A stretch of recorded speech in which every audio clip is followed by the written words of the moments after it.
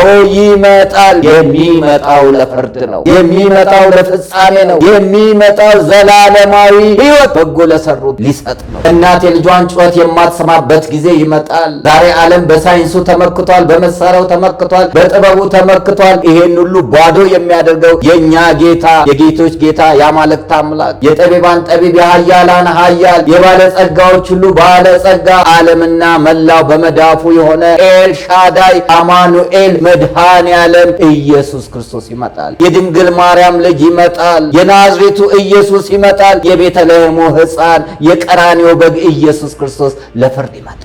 እነሆ በቶሎ እመጣለሁ፣ ለእያንዳንዱ እንደ ሥራው መጠን እከፍል ዘንድ ይላል። አስከፍል ዘንድ አላለም፣ እከፍል ዘንድ። እንኳን ዘንቦብሽ እንዲሁም ጤዛነሽ ነው። ኃጢአታችን በዝቶ በደላችን በዝቶ ቋንቋችን ባቢሎን ሆኖ እርስ በርሳችን እየተገዳደልን እርስ በርሳችን እየተፈነቃቀልን ደም እያፈሰስን እንባ እያፈሰስን ኑሮ ተወዶ ወጥቶ መግባት ተኝቶ መነሳት ታሞ መዳን አስጨናቂ በሆነባት ሀገር በኢትዮጵያ ውስጥ በየጊዜው የምንሰራው በደል ሊበቃን ግድ ይላል። ሃይማኖታችን መልካም ነው። ቅዳሴያችን መልካም ነው። ጸሎታችን መልካም ነው። ኪዳን ሰዓታት ማህሌቱ መልካም ነው። ምህላው መልካም ነው። ህይወታችን ግን ምንድን ነው? መንፈሳዊ ሰካራሞች፣ መንፈሳዊ ውሸታሞች፣ መንፈሳዊ ዘፋኞች፣ መንፈሳዊ ተንኮለኞች ሆነን እግዚአብሔርን እንዴት ነው የምንቀበለው? ቀኒቷ ታስፈራለች። አዎ ይመጣል። በወርሃ መጋቢት በእኩለ ሌሊት በዕለተ ሰንበት በዘመነ ዮሐንስ ኢየሱስ ክርስቶስ በደብረ ዘይት ይመጣል። ጌታ ለፍርድ ይመጣል እያልን በምናስብበት በሚያስጨንቅ ቀን ከባድ በሆነበት ቀን ላይ በስካር ለመቀበል ነው፣ በዝሙት ለመቀበል ነው፣ በክፋት ለመቀበል ነው፣ በተንኮል ለመቀበል ነው። ሰውን ታሳቢ አድርገው መጠጥ ያመጡና ይሄ መጠጥ ካላለቀ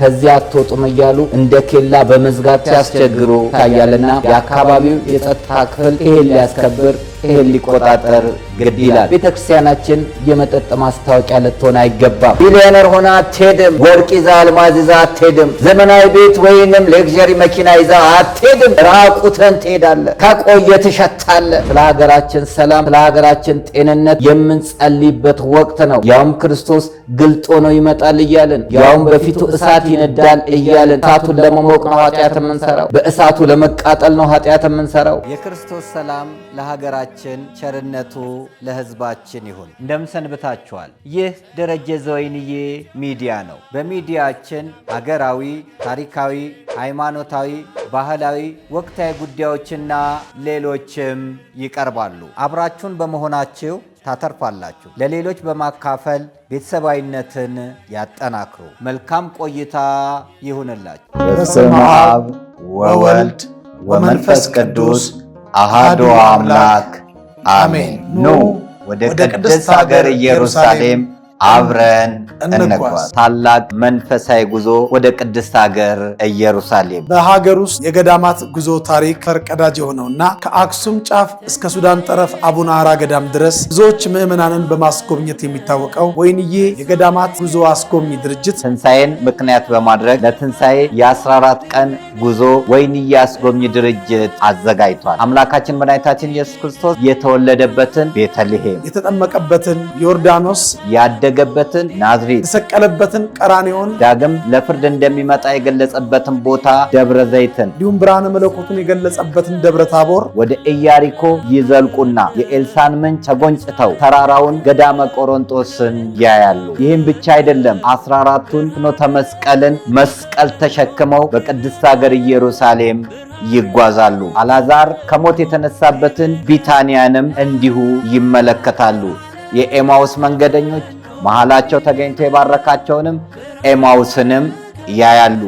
የቅዱስ ጊዮርጊስ ክቡር አጽሙ ያለበትን ስፍራ ልዳንም ይመለከታሉ። እመቤታችን ቅድስት ድንግል ወላዲተ አምላክ ያረፈችበትንም ስፍራ መቃብሩ ባዶ የሆነውንም ጌቴሴማኒን ያያሉ። ጽርሐ ጽዮን ይወጣሉ። ቀዳሚ ሰማዕት ሊቀ ዲያቆናት ቅዱስ እስጢፋኖስ ሰማያት ተከፍቶ የሰውን ልጅ በእግዚአብሔር ቀኝ ተቀምጦ አያለው ብሎ ሰማይ የተከፈተበት ሰማዕትነት የተቀበለበትንም ስፍራ እንዲሁ ይጎበኛሉ። ይህ ብቻ አይደለም።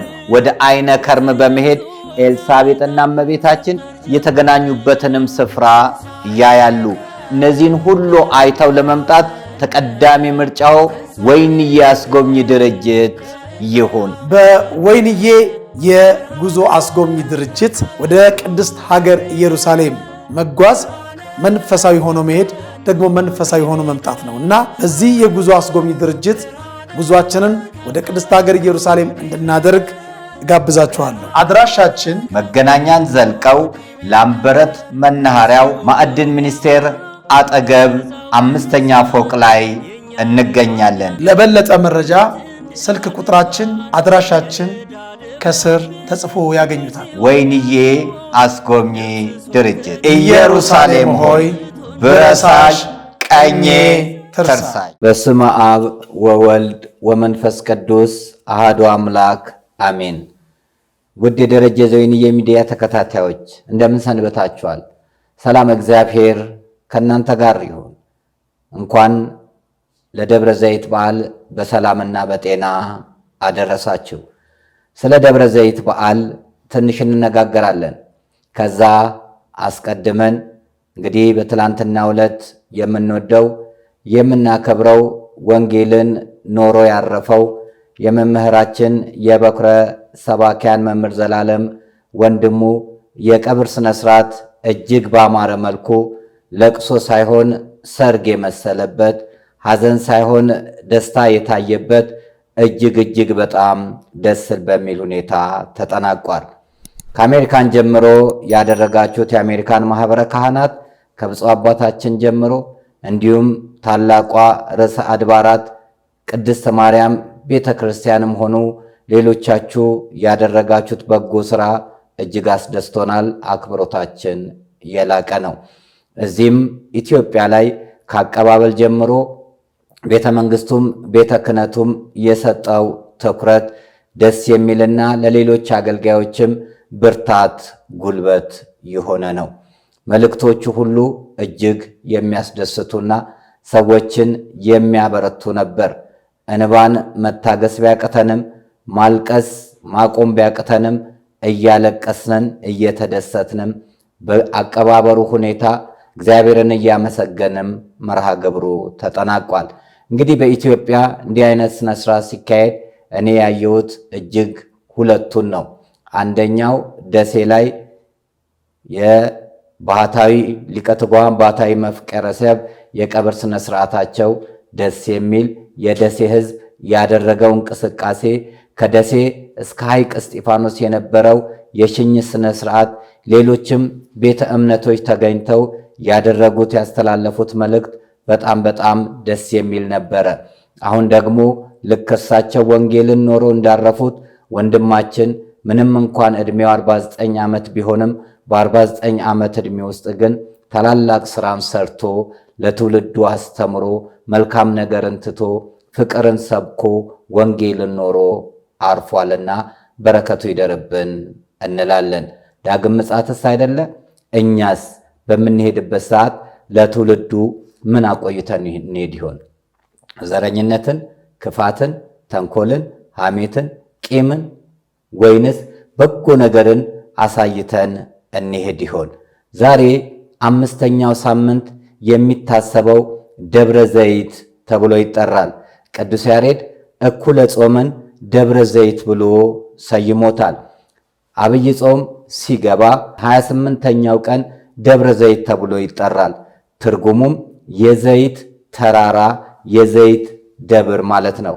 800 ሜትር ከፍታ ላይ የሚገኘው ደብረ ዘይት እጅግ አምላካችን መድኃኒታችን ኢየሱስ ክርስቶስ ድንቅ ስራውን የሰራበት ቦታ ነው።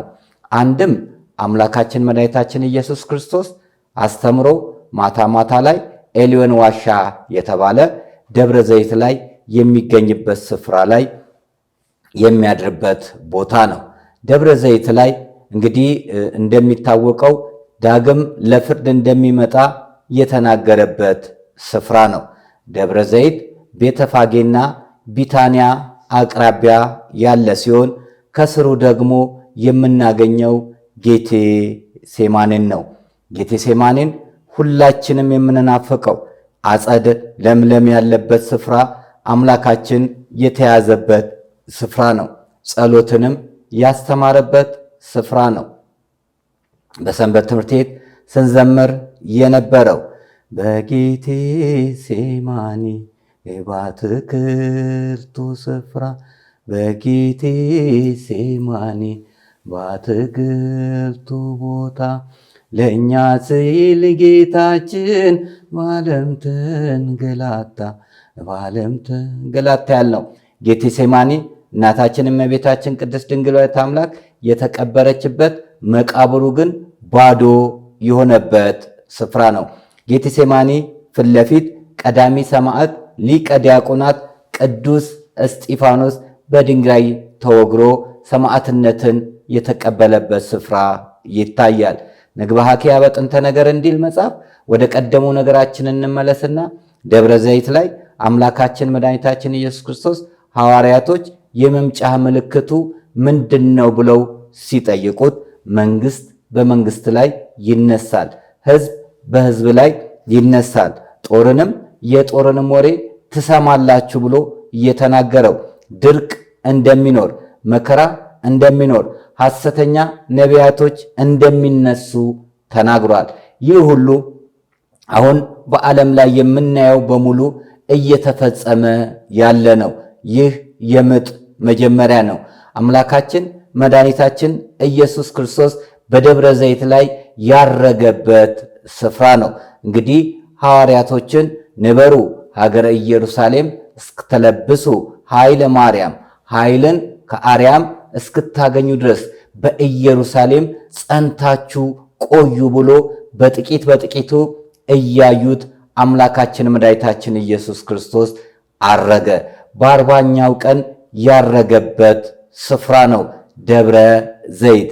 ደብረ ዘይት አስቀድሞ ነቢየ እግዚአብሔር ቅዱስ ዳዊት 7 ጸጋ የተሰጠው ቅዱስ ዳዊት፣ ጎልያድን በጠጠር የጣለው ቅዱስ ዳዊት፣ እንደ ልቤ ይሁን ብሎ እግዚአብሔር የመረጠው ልበ አምላክ ብለን የምንጠራው ቅዱስ ዳዊት በልጁ በአቤሴሎም ተሰዶ ደብረ ዘይት ተራራን ያለ ጫማ ፊቱን ተከናንቦ እሱም ሌሎችም እያለቀሱ የወጡበት አቀበት ደብረ ዘይት ይባላል።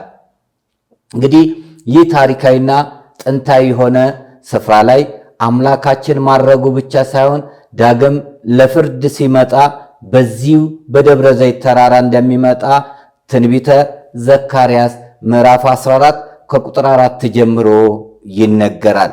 እግሮቹም በደብረ ዘይት ላይ ቆመ ይላል። እንደዚሁም ከቅዱሳኖቹ ጋር ይመጣል ብሎ ተናገረ። እንግዲህ ቅድስት ቤተ ክርስቲያናችን የክርስቶስን የዳግም ምጽአት የምታስብበት በዓል ደብረ ዘይት ተብሎ ይጠራል። 5ኛው ሳምንት ደብረ ዘይት ተብሎ ይጠራል። አንድም እኩለ ጾም ተብሎ ይጠራል። ስለዚህ በደብረ ዘይት ላይ ለፍርድ እንደሚመጣ የምናስብበት በዓል ነው። ደብረ ዘይት ወይንም የዘይት ተራራ ወይንም ማውንት ኦፍ ኦሊቭስ ብለን የምንጠራው። እንግዲህ በዚህ በዕለተ ሰንበት በደብረ ዘይት ላይ የሚነበቡት ምንባባቶች እንዲህ ናቸው።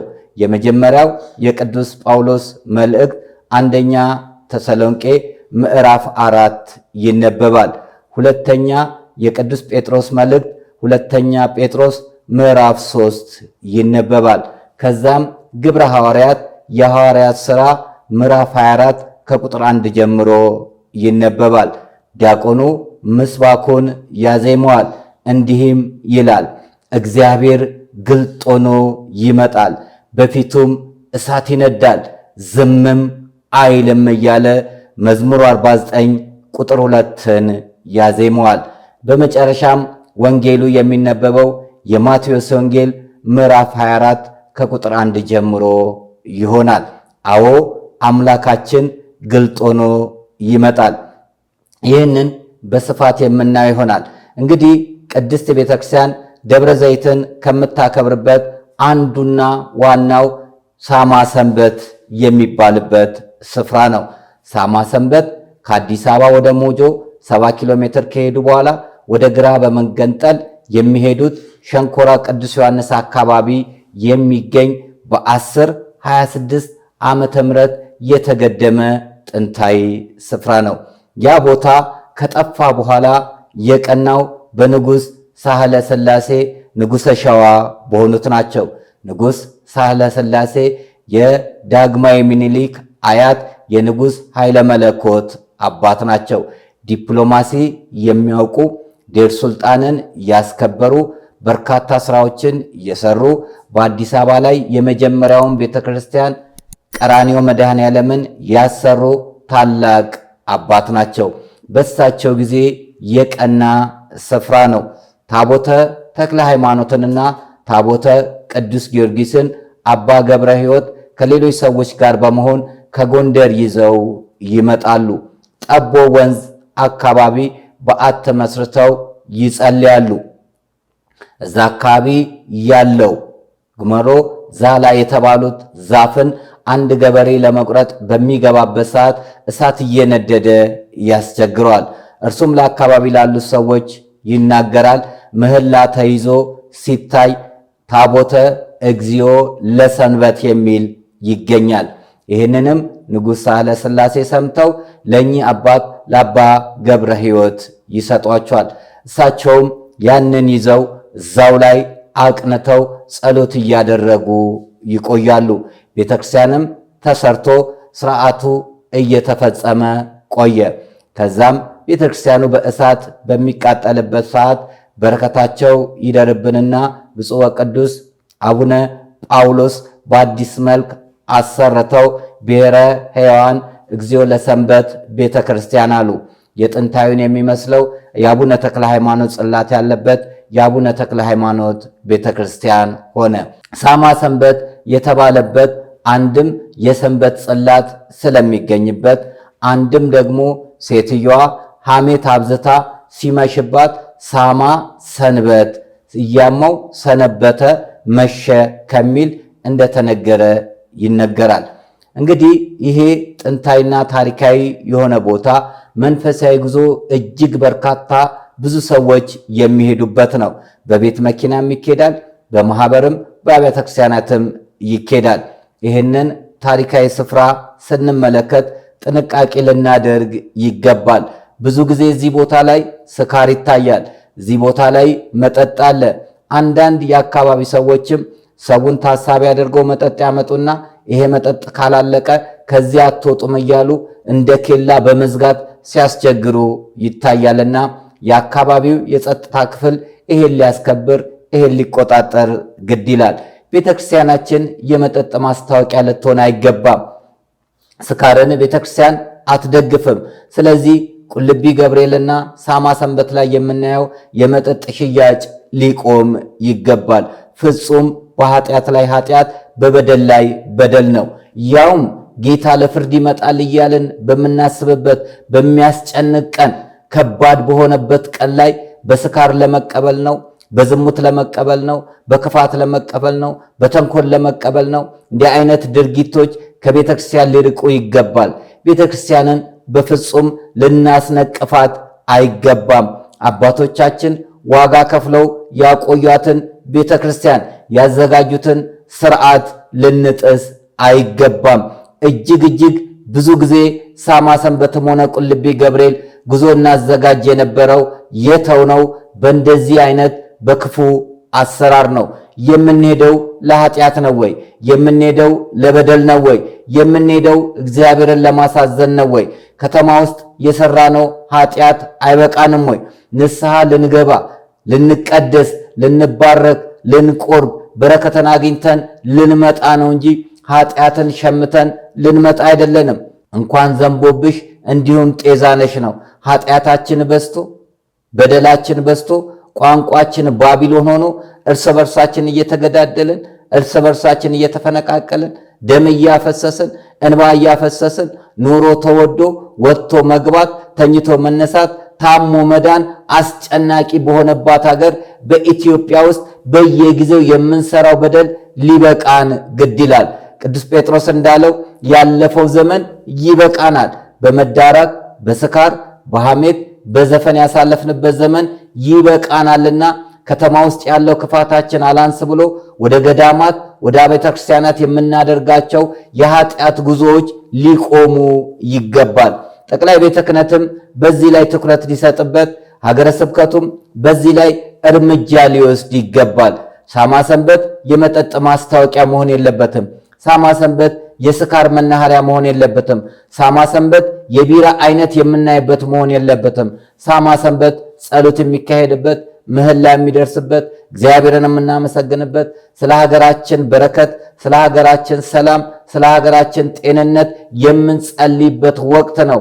ያውም ክርስቶስ ግልጥ ሆኖ ይመጣል እያልን፣ ያውም በፊቱ እሳት ይነዳል እያልን፣ እሳቱን ለመሞቅ ነው ኃጢአት የምንሰራው። በእሳቱ ለመቃጠል ነው ኃጢአት የምንሰራው።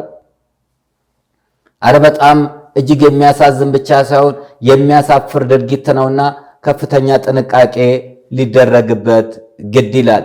እንግዲህ የደብረ ዘይት በዓል ከባድ በዓል ነው፣ ያስፈራል። አዎ እግዚአብሔር ግልጥ ሆኖ ይመጣል። ዮሐንስ ወልደ ነጎድጓድ ታውሎጎስ ፍቅረ እግዚእ ጌታ እየወደው የነበረ የመስቀል ስር ስጦታ እናታችን እመቤታችን ቅድስት ድንግል ማርያምን ይዞ ወደ ቤቱ የሄደ ዮሐንስም ይዟት ወደ ቤቱ ሄደ ይላል። የዮሐንስ ወንጌል ምዕራፍ 19 ቁጥር 27 ላይ ወንጌልን የጻፈ መልእክታትን የጻፈ በፍጥሞ ደሴት ራእይ ያየ የጌታችን የአምላካችን የመድኃኒታችን የኢየሱስ ክርስቶስን ስነ ስቅለት ለመጀመሪያ ጊዜ የሳለ 70 ዘመን ፊቱ የጠቆረ ያዘነው ስውሩ ቅዱስ ዮሐንስ ወልደ ነጎድጓድ አምላካችን ይወደው የነበረ ወልደ ነጎድጓድ እሱ በራእይ 22 ላይ ሲናገር ኢየሱስ ክርስቶስ ግልጥ ሆኖ እንደሚመጣ ይናገራል። እነሆ በቶሎ እመጣለሁ ለእያንዳንዱ እንደ ሥራው መጠን እከፍል ዘንድ ይላል። አስከፍል ዘንድ አላለም፣ እከፍል ዘንድ።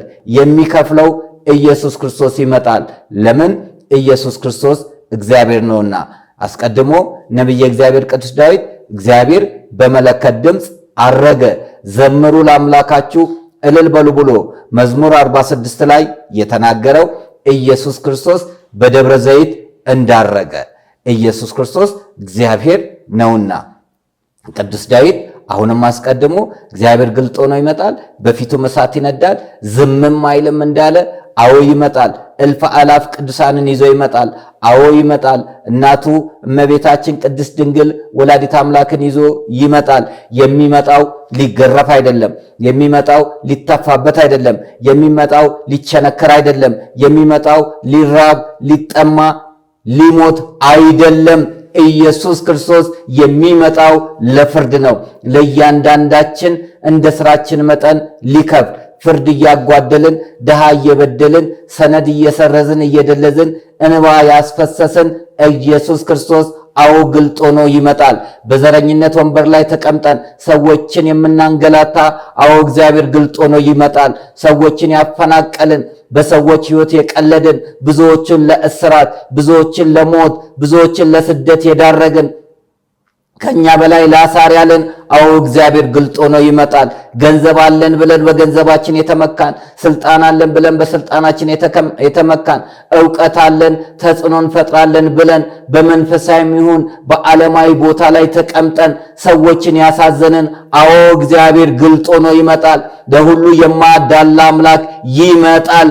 እንደ ትላንቱ አይደለም የሚመጣው። ቤተልሔም ሊወለድ አይደለም የሚመጣው። በቤተ መቅደስ ሊያገለግል አይደለም የሚመጣው። ሊንገላታ አይደለም የሚመጣው። ተአምር ሊሰራ አይደለም የሚመጣው። የሚመጣው ለፍርድ ይመጣል።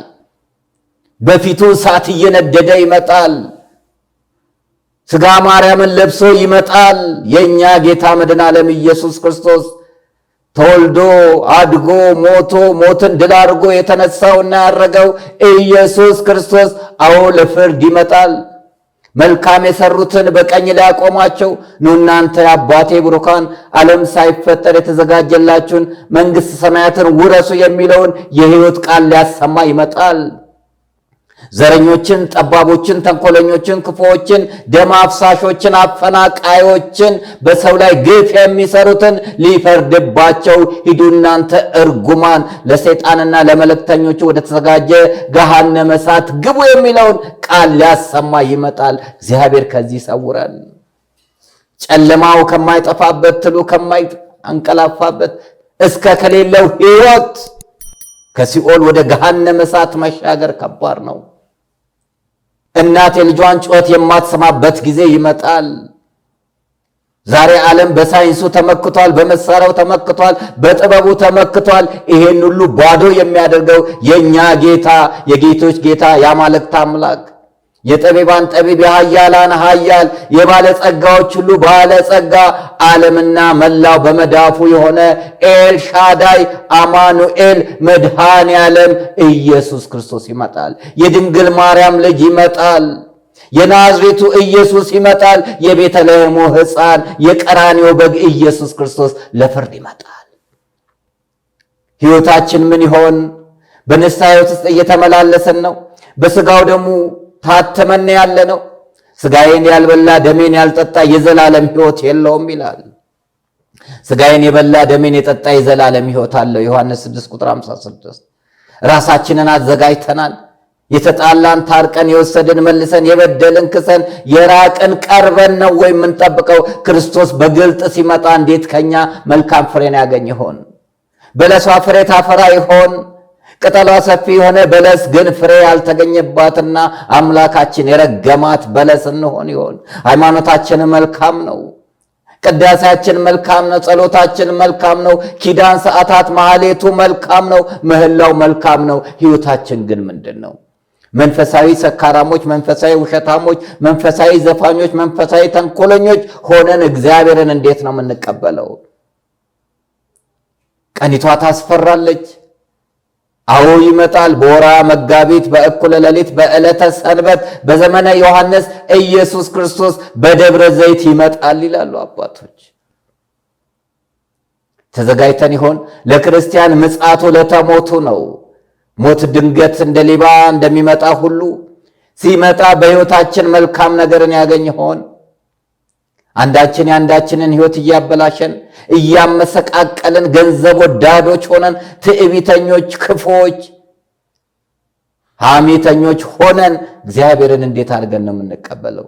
የምንቀበለው እኮ ምድራዊ ንጉሥ አይደለም። የምንቀበለው እኮ ምድራዊ ኃያል አይደለም። የምንቀበለው እኮ ምድራዊ ጠቢብ አይደለም።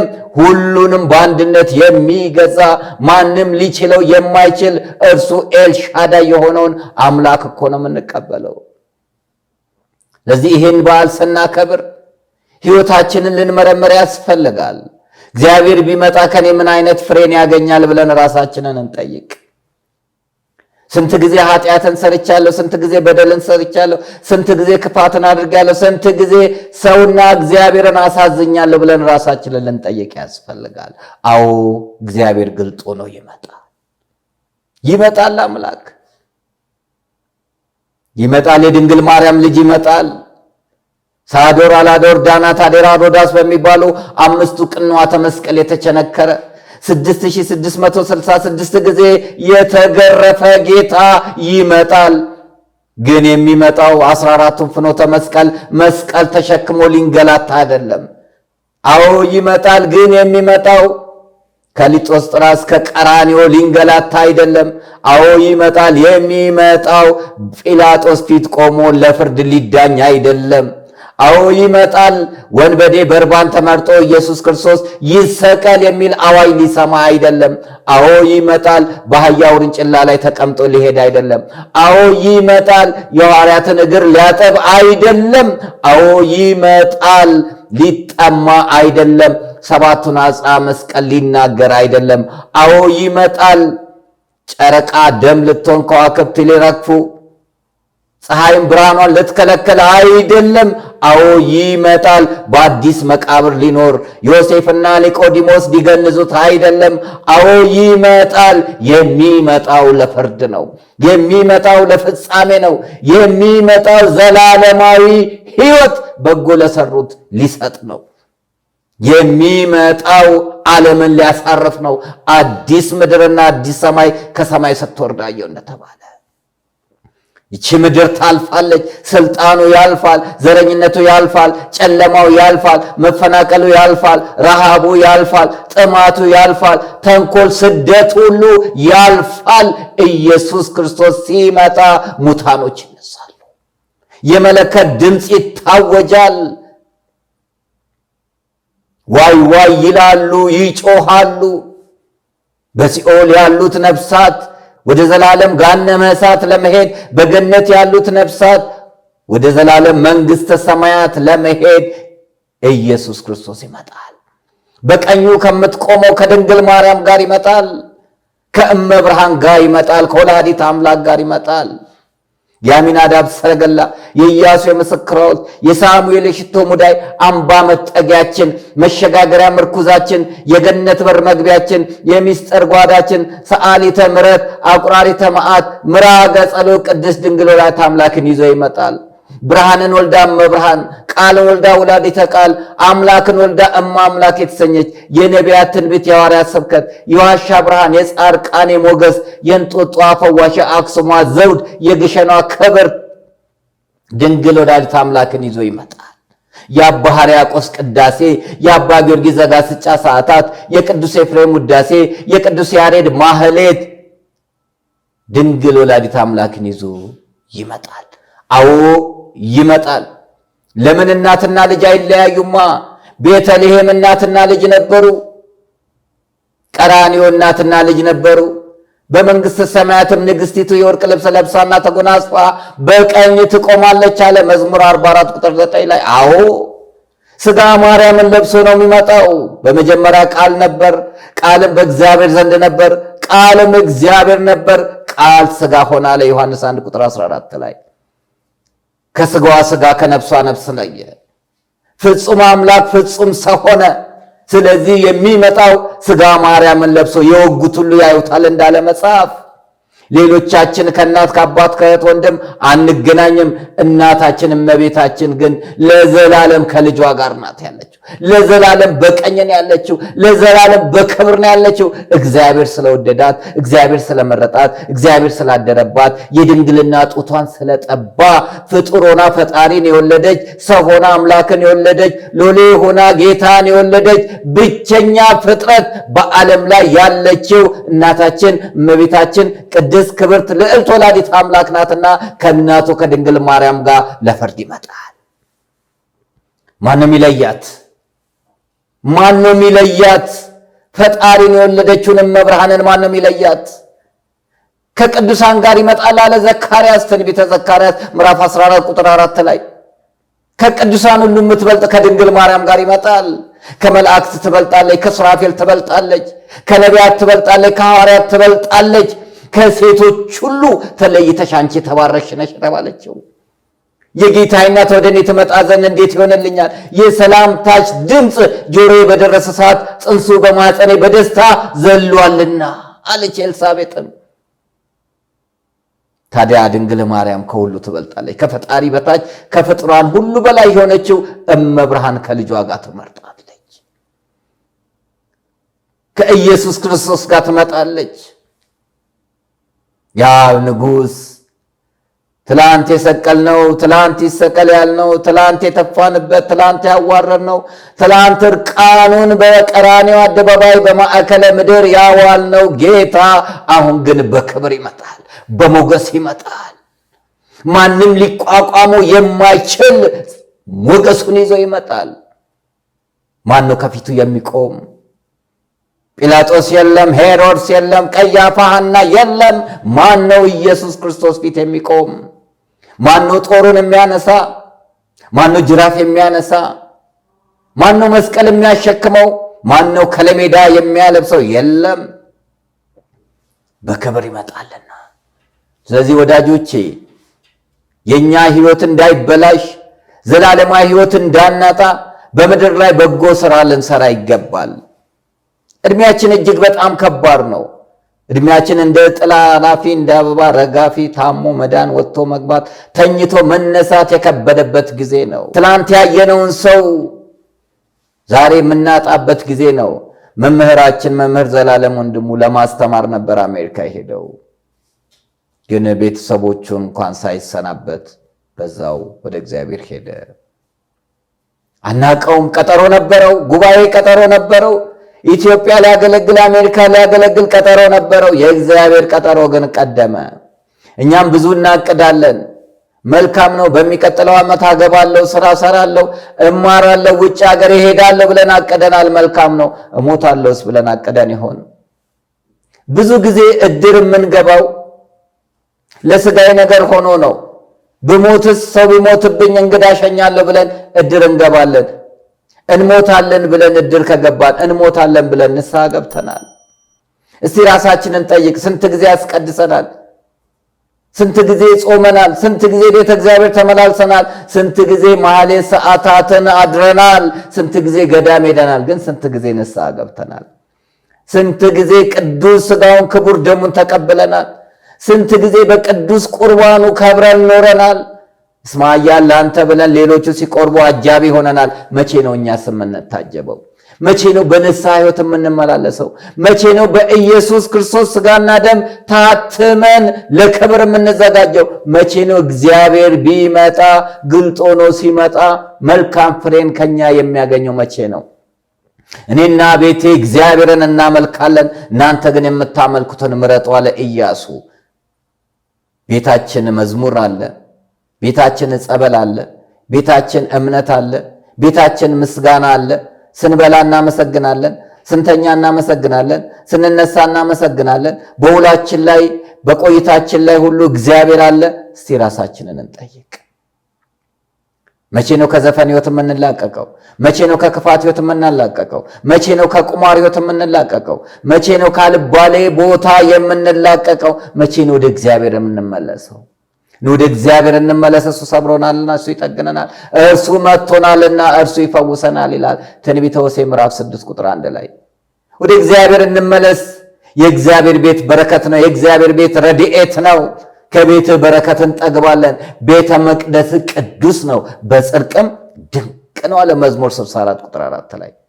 የኪዳኑን በረከት፣ የሰዓታቱን በረከት፣ የቅዳሴውን በረከት፣ የጸበል፣ የእምነት፣ የስዕሉን፣ የዕጣን፣ የጧፉን በረከት የምናገኘው ከእግዚአብሔር ቤት ነው።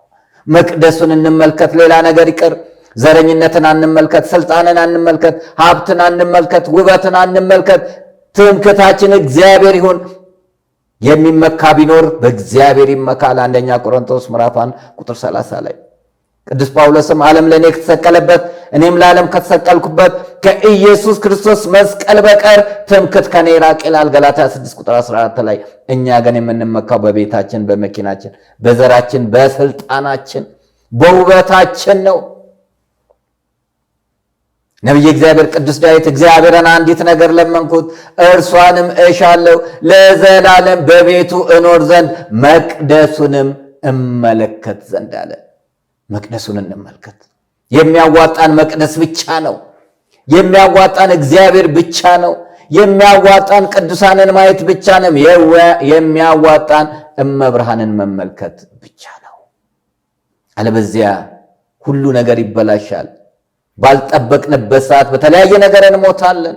በተለያየ ነገር እንደተኛንም ልንቀር እንችላለንና እባካችሁ ካለፈው ስህተታችን ተምረን፣ ካለፈው ኃጢአታችን ተምረን፣ ካለፈው በደላችን ተምረን በንስሐ ውስጥ እንድንመላለስ አደራ እንላለን። እንግዲህ ደብረ ዘይት ታላቅ በዓል ነው። ይህንን በዓል ልናከብር ይገባል። በዚህ አጋጣሚ አንድ አባትን ማመስገን እወልዳለሁ። የመምህራችን የመምህር ዘላለም ወንድሙን ወይንም ስመ ጥምቀቱ ወልደ ሰማዕትን ዕረፍት እንደሰሙ የደብረ ሰላም ቅዱስ እስጢፋኖስ ቤተክርስቲያን አስተዳዳሪ መላከ ሰላም መምህር አይነ ኩሉ ኔጋ ደውለው የነገሩኝ እሳቸው ነበሩና ቀብሩን ለምን እስጢፋኖስ አናደርግም? እጅግ በጣም ብዙ ያገለገለበት ስፍራ ነው ብለው መልካም ነገርን ተመኙ። እንዲህ ነው አባት ማለት። ቅድስት ሥላሴ ካቴድራል ስለተወሰነ ነው እንጂ በራቸውን ክፍት አድርጎ ነበር። አዎ መምህር ዘላለም ያስተማረው ለረጅም ዓመት ቅዱስ እስጢፋኖስ ቤተክርስቲያን ነው። ከኛም ጋር ለረጅም ዓመት ከ30 ዓመት በላይ እንድናገለግል ያደረገን ይህ ደብር ነው። ስለዚህ አባቶቻችን በአሁኑ ለአገልጋዮች የሰጡት ክብር እጅግ የሚያስደስት ነው። ለሌሎችም ተስፋ ነው። ብዙ ጊዜ ዘፋኝ ሲሞት የሆነ ነገር ሲኖር አጃቢው ብዙ ነው። በዚህ አጋጣሚ የኪነ ጥበብ ባለሙያዎች በርካታ ኦርቶዶክሳውያን አርቲስቶች የመምህር ዘላለምን መሞት አልሰሙም እንጂ ቢሰሙ ኖሮ ቀብሩ ላይ ይገኙ ነበር እላለሁ። ያሳዝናል። የሁላችን አገልጋይ እኮ ነው። የሁላችን አባት እኮ ነው።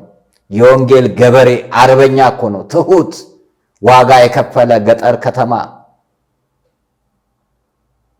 ምናልባት አልታዩ ካሜራ ላይ ይሁን፣ ምናልባት አይናችን ላይ አልታዩ ይሁን፣ ምናልባት አውደ ምሕረቱ ላይ አልመጡ ይሁን፣ ሳር ቅጠሉ ሰማይ ምድሩ ያለቀሰለትን ወንድማችንን አገልጋይ ላይ አለመቅበር እጅግ ስንፍና ነው። ሐዘንን አለመግለጥ እጅግ ስንፍና ነው። ዓለም እየወሰደችን ተቸግረናል። እኛ ስለቀበርነው ስላልቀበርነው ስላደመቅንለት አይደለም፣ እግዚአብሔር ከሰማይ ሆኖ ሲቀበለው ነው። የኖረላት ያገለገለላት ወንጌል ተቀበለችው። ወንድምየው እንደተናገረ ለመክበር ማክበር ያስፈልጋል። ተዋህዶን ያከበረ እንዲከበራል። ወንጌልን ያከበረ እንዲከበራል። ሃይማኖትን ያከበረ እንዲከበራል። በጎ መስራትን ያከበረ እንዲህ ይከበራል። ይሄ እኮ ለኛ ማስተማሪያ ነው። ይሄ እኮ ለኛ አርአያነት ነው። ይሄ እኮ ለኛ ምሳሌነት ነው። የሚያጠግብ እንጀራ በምድር ያስታውቃል እንዲባል ማነው ያላዘነ? ማነው ያላለቀሰ? ማነው ያልተጨነቀ በቤቱ? ማነው? ስራችሁ ይከተላችኋል ይላል ዮሐንስ ራእይ ላይ። በጎ ስራችን ይከተለናል። ዘራችሁ ይከተላችኋል። ስልጣናችሁ፣ ሀብታችሁ፣ ንብረታችሁ ይከተላችኋል። መኪናችሁ፣ ቤታችሁ ይከተላችኋል አላለም።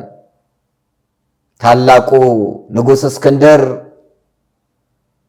አሌክሳንደሪያ በስሙ የተመሰረተ ብዙዎች በጎ ስራውን አይተው ግማሽ ዓለምን የገዛ እስክንድር መቄዶንያ ተወላጅ ነገር ግን ግሪኮች የኛ ነው የሚሉት እስክንድር ሲያስጨንቅ የነበረ እስክንድር እጁን ወደ ላይ አውጥቶ እጁን ከሳጥን በላይ አውጥቶ እጁን ከአፈር ከመሬት በላይ አውጥቶ ቅበሩኝ ብሎ ነው የተናዘዘው። ባዶ እጄን እንደሄድኩኝ ዓለም ይወቅልኝ። ንጉሥ ብሆን ዓለምን ብገዛ ዓለምን ባንቀጠቀጥ ዓለምን ባስተዳደር ሲሄድ ግን ባዶ እጄን ነው የሄድኩት። ይህንን ዓለም ይወቅልኝ ብሎ ነው የተናዘዘው። ወዳጄ ታንክን ይዛ አትሄድም። ድሮን ይዛ አትሄድም። ቢሊዮነር ሆና አትሄድም። ወርቅ ይዛ አልማዝ ይዛ አትሄድም። ዘመናዊ ቤት ወይንም ሌክዠሪ መኪና ይዛ አትሄድም። ራቁተን ትሄዳለህ። ራቁተን ከቆየ ትሸታለህ። ሬሳውን አውጡት ይባላል። መርፌ ይወጋ ይባላል። አስከሬን ተብሎ ይጠራል። ኮሎኔል ብትሆን፣ ሚኒስትር ብትሆን፣ ጄኔራል ብትሆን፣ የተማርክ ብትሆን፣ ያልተማርክ ብትሆን አስከሬን መሆን አይቀርም። ትሄዳለህ። ሁላችንን እንሞታለን። ማን ነው ከሞት የሚቀር?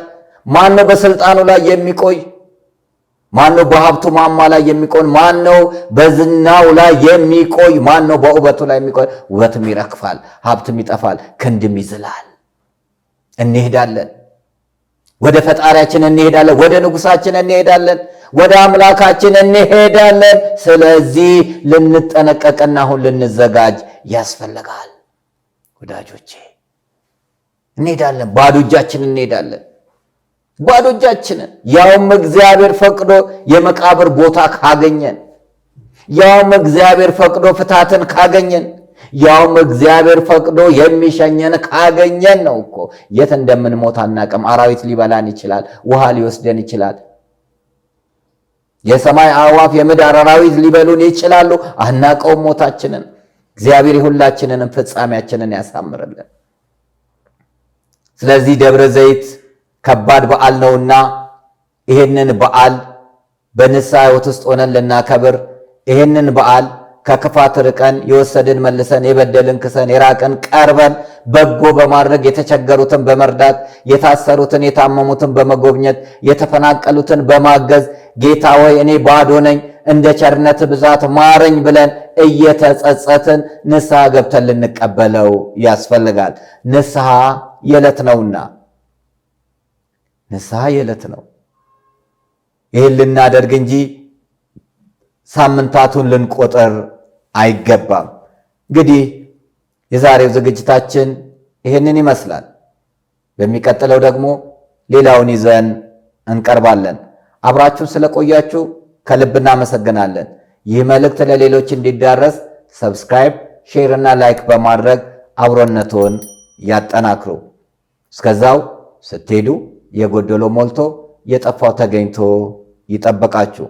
የእግዚአብሔር ቸርነት የእናታችን የእመቤታችን የቅድስት ድንግል ማርያም አማላጅነት አይለየን። ሰላም ለኢትዮጵያ ይሁን። አሜን። በስመ አብ ወወልድ ወመንፈስ ቅዱስ አሃዱ አምላክ አሜን። ኑ ወደ ቅድስት ሀገር ኢየሩሳሌም አብረን እንጓዝ። ታላቅ መንፈሳዊ ጉዞ ወደ ቅድስት ሀገር ኢየሩሳሌም። በሀገር ውስጥ የገዳማት ጉዞ ታሪክ ፈርቀዳጅ የሆነውና ከአክሱም ጫፍ እስከ ሱዳን ጠረፍ አቡነ አራ ገዳም ድረስ ብዙዎች ምዕመናንን በማስጎብኘት የሚታወቀው ወይንዬ የገዳማት ጉዞ አስጎብኚ ድርጅት ትንሣኤን ምክንያት በማድረግ ለትንሣኤ የ14 ቀን ጉዞ ወይንዬ አስጎብኚ ድርጅት አዘጋጅቷል። አምላካችን መድኃኒታችን ኢየሱስ ክርስቶስ የተወለደበትን ቤተልሔም፣ የተጠመቀበትን ዮርዳኖስ፣ ያደገበትን ናዝሬት፣ የተሰቀለበትን ቀራንዮን፣ ዳግም ለፍርድ እንደሚመጣ የገለጸበትን ቦታ ደብረ ዘይትን፣ እንዲሁም ብርሃነ መለኮቱን የገለጸበትን ደብረ ታቦር፣ ወደ ኢያሪኮ ይዘልቁና የኤልሳን ምንጭ ተጎንጭተው ተራራውን ገዳመ ቆሮንጦስን ያያሉ። ይህም ብቻ አይደለም። 14ቱን ፍኖተ መስቀልን መስቀል ተሸክመው በቅድስት ሀገር ኢየሩሳሌም ይጓዛሉ። አልዓዛር ከሞት የተነሳበትን ቢታንያንም እንዲሁ ይመለከታሉ። የኤማውስ መንገደኞች መሃላቸው ተገኝቶ የባረካቸውንም ኤማውስንም ያያሉ። የቅዱስ ጊዮርጊስ ክቡር አጽሙ ያለበትን ስፍራ ልዳንም ይመለከታሉ። እመቤታችን ቅድስት ድንግል ወላዲተ አምላክ ያረፈችበትንም ስፍራ መቃብሩ ባዶ የሆነውንም ጌቴሴማኒን ያያሉ። ጽርሐ ጽዮን ይወጣሉ። ቀዳሚ ሰማዕት ሊቀ ዲያቆናት ቅዱስ እስጢፋኖስ ሰማያት ተከፍቶ የሰውን ልጅ በእግዚአብሔር ቀኝ ተቀምጦ አያለው ብሎ ሰማይ የተከፈተበት ሰማዕትነት የተቀበለበትንም ስፍራ እንዲሁ ይጎበኛሉ። ይህ ብቻ አይደለም። ወደ አይነ ከርም በመሄድ ኤልሳቤጥና እመቤታችን የተገናኙበትንም ስፍራ ያያሉ። እነዚህን ሁሉ አይተው ለመምጣት ተቀዳሚ ምርጫው ወይንዬ አስጎብኚ ድርጅት ይሁን። በወይንዬ የጉዞ አስጎብኚ ድርጅት ወደ ቅድስት ሀገር ኢየሩሳሌም መጓዝ መንፈሳዊ ሆኖ መሄድ ደግሞ መንፈሳዊ ሆኖ መምጣት ነው እና እዚህ የጉዞ አስጎብኚ ድርጅት ጉዟችንን ወደ ቅድስት ሀገር ኢየሩሳሌም እንድናደርግ እጋብዛችኋለሁ። አድራሻችን መገናኛን ዘልቀው ላምበረት መናኸሪያው ማዕድን ሚኒስቴር አጠገብ 5ኛ ፎቅ ላይ እንገኛለን። ለበለጠ መረጃ ስልክ ቁጥራችን፣ አድራሻችን ከስር ተጽፎ ያገኙታል። ወይንዬ አስጎብኚ ድርጅት ኢየሩሳሌም ሆይ ብረሳሽ ቀኜ ትርሳሽ። እኛ በትላንትናና በነገ መካከል ያለን ዛሬ ነን። ዛሬ ላይ ሆነን ነገን በበጎ ነገር እንገንባ። ነገ አዲስ ቀን ነው። ቀኑም ደግሞ ደስ ይላል። ደረጀ ዘወይንዬ ሚዲያ ኢትዮጵያዊ ማንነት